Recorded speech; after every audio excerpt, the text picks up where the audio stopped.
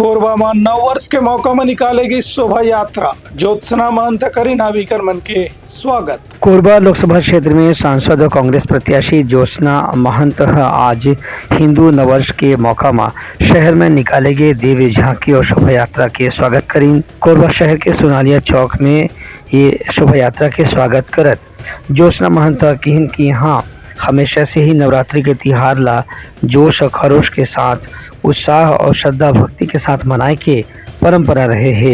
यह मौका में हजारों के संख्या में युवक युवती मन शोभा यात्रा में शामिल हुईन और एक दूसरे के साथ में नवरात्रि के बधाई और शुभकामना दिन।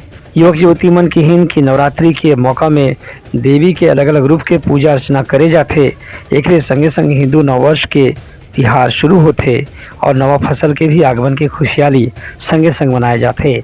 इस शोभा यात्रा के सेठ ही पूरा कोरबा शहर में आज उल्लास और श्रद्धा के माहौल देखे पर मिली। ब्यूरो रिपोर्ट उत्लंघा न्यूज़।